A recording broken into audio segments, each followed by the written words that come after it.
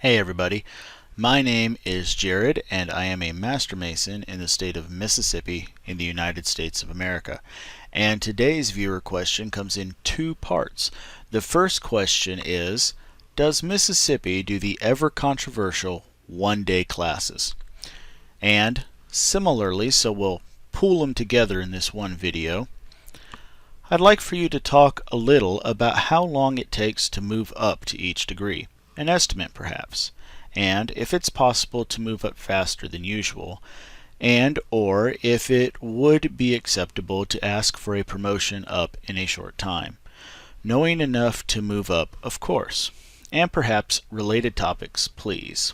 So, let's waste no time about it and we'll jump right into what Mississippi Masonic law says for how we do it in our jurisdiction, with the everlasting caveat that it's going to be different in other jurisdictions. And then we'll get into the other questions and I'll give you my 2 cents on the whole ordeal. So, let's jump over here to the Williams Digest of Masonic law. This is what we use. Perhaps another term that would be easier for many people to understand is bylaws. These amount to the bylaws of how Mississippi Masonry is to be conducted, and you can get your own copy entirely for free and without problem by going to MississippiMSGrandLodge.org. So this is by far not a secret. Anybody can download a copy. And here we are. I found two things that seemed very relevant.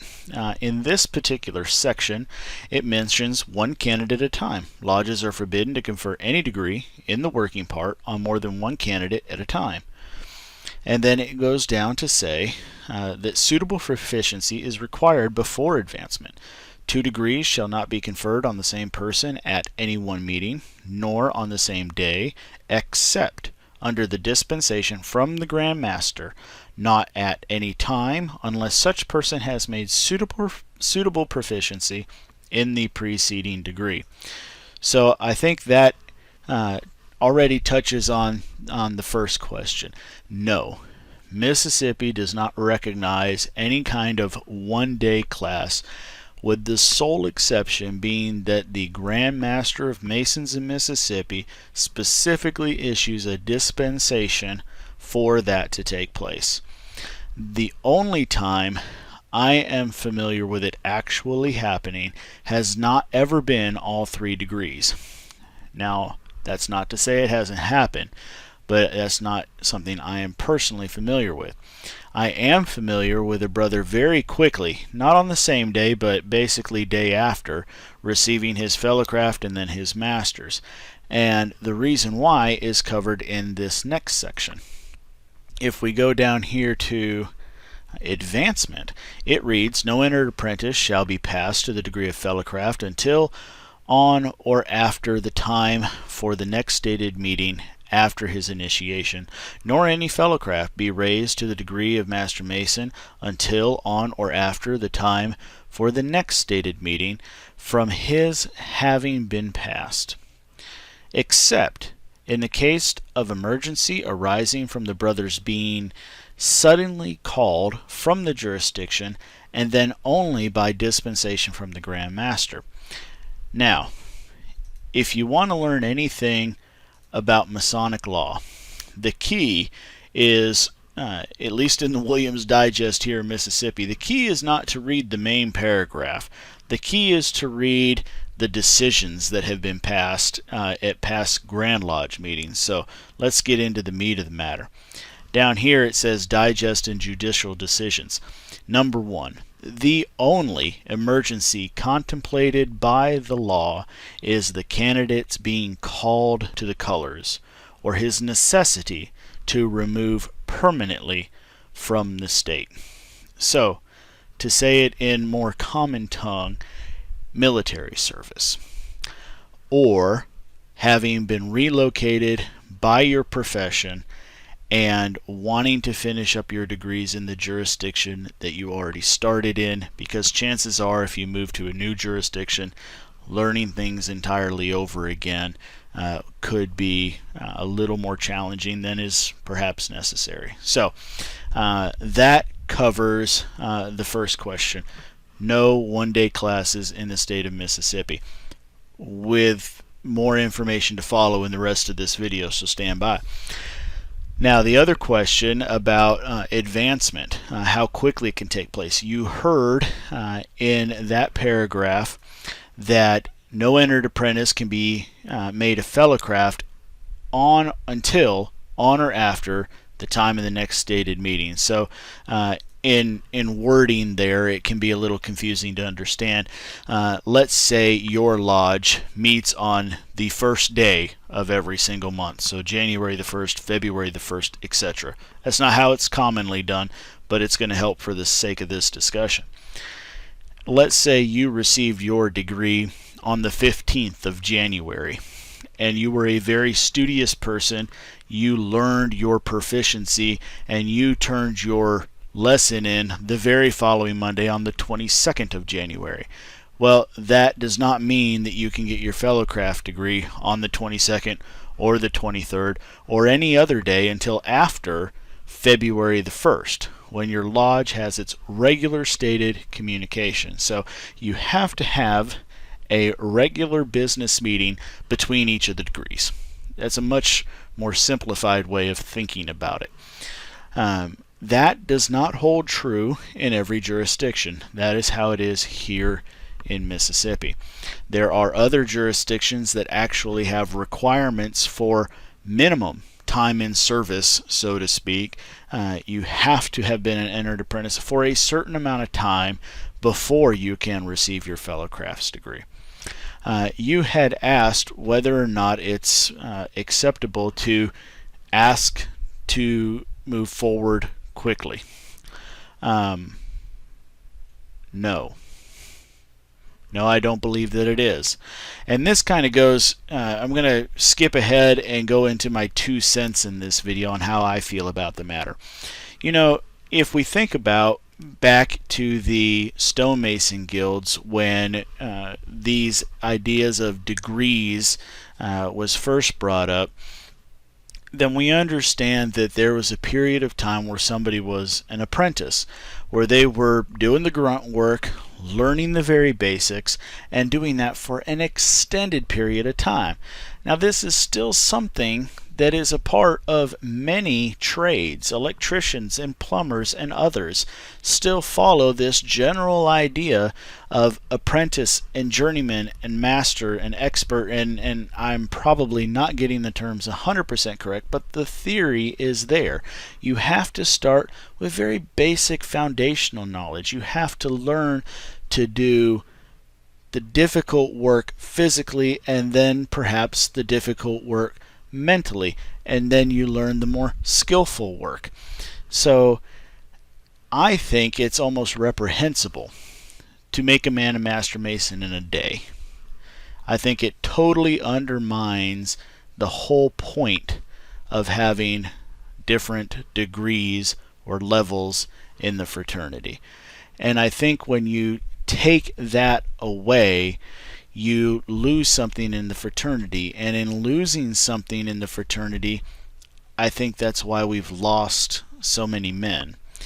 Because if I can sit there and simply pay my dues and become a member of a fraternity, and then all of a sudden be equal with people who have been in that same fraternity for 50 years, where's the pleasure in that? You don't know how many times we have had fellow crafts and entered apprentices sitting down in our dining hall. I should say that our lodge is 2 levels. The dining hall is the ground floor, and up top is the lodge meeting hall. And we have had fellow crafts and entered apprentices tell us that while they were downstairs practicing and learning their proficiency from each other, that we were upstairs in a master's at a master's lodge, and it was just killing them that they didn't know what was going on up there, that they wanted to be a part of that. They know that in a master's lodge here in the state of Mississippi, you have to be a master mason to be a full member of the lodge, which gives you a vote. So a vote on things like how money is spent and those kind of issues. And they want to be a part of that. And so it gives them a driving force to want to go through the effort that's required to learn the proficiency and earn their next degree. And when you in one day simply take somebody's money and give them a title, it takes away all meaning of that title.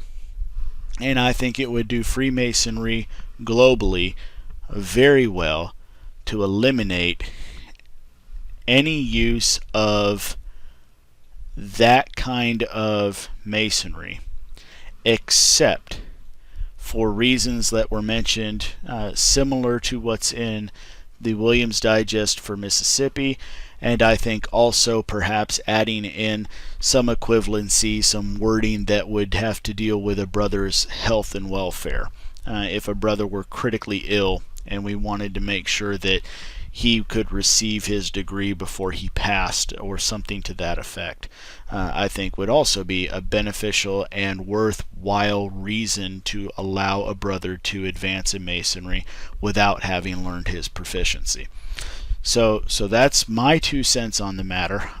I think that the jurisdictions that require a minimum time in service are much more on the right path than any jurisdiction who says, give us all your money today, you'll be a master mason before you walk out the door.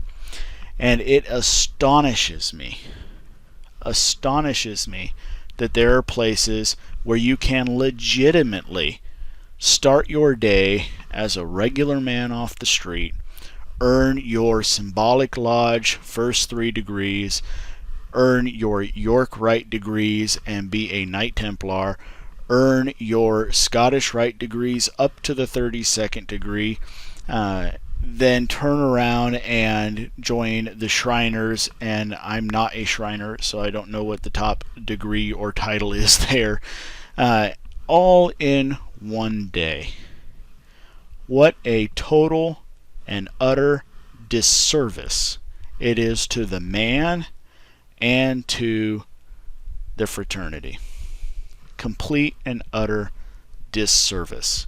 You have devalued the learning that comes with being a Freemason by doing that.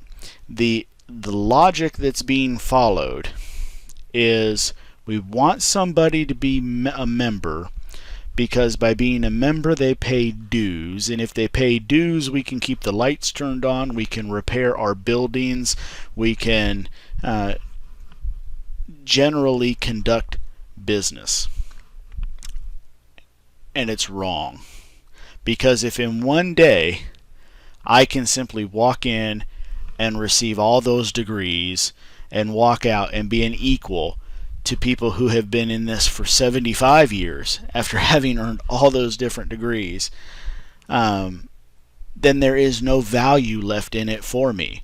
I simply become a non-paying member. I eventually get suspended for not paying my dues, and I still walk around all day telling people I'm a 3rd degree Master Mason, or I'm a Knight Templar, or I'm a 32nd degree Scottish Rite Mason, or I'm a Shriner, or whatever the case may be. And I just don't pay my dues and I don't show up anymore. It doesn't work that way, and I really wish the jurisdictions would get back in putting value into what it means to be a Mason by requiring people to learn these proficiencies and requiring them to be in a degree of Masonry for a time before they can move forward. We tell every single member in our lodge that is initiated that they're about to have to sit down with somebody and learn some words that they will have to repeat back in order to be advanced. But we tell them that that is the least important thing that they should worry about. That if they can't understand the meaning of the words and understand why the words are being used in the way that they are, then they haven't learned anything. If a lodge can focus on that, I think it would do them well.